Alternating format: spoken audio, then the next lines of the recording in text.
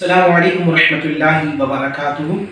तमाम तारीफ़ें अल्लाह सुब्हानहू व तआला के लिए और दुरूद सलाम अल्लाह के रसूल मुहम्मद मुस्तफ़ा सल्लल्लाहु अलैहि वसल्लम। अल्हम्दुलिल्लाह, हर महीने की तरह इस महीने भी 29 मई बरोज़े इतवार शाम 6 बजे से लेकर 8 बजे तक खानकाह सर राज़िया मलीर में महफ़िल का एहतमाम किया जा रहा है।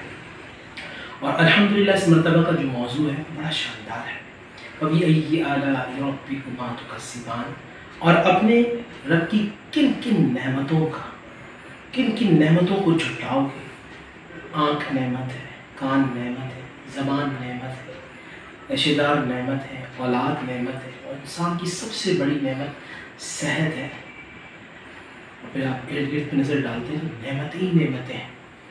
और फिर भी ये कौम डिप्रेशन का शिकार है, एंजाइटी का शिकार है।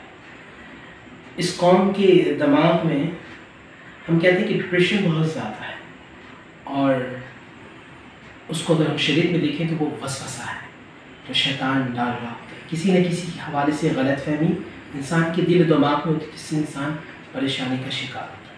ये तो इंशाअल्लाह आप कुरान मजीद फ़ुरक़ान हमीद से बहुत कुछ सीखेंगे।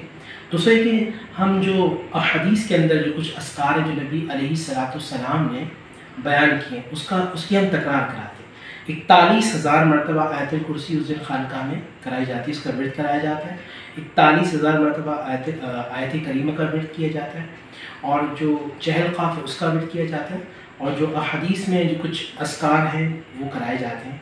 तो मुझे उम्मीद है कि आप उसमें तशरीफ़ लाएँगे, और अल्लाह ताला इन अस्कार के सदक़े में, कुरान के नूर के सदक़े में अल्लाह हमारी मुश्किलात को दूर करें और आने वाला वक्त हम सब के लिए बाइज़ खैर करें।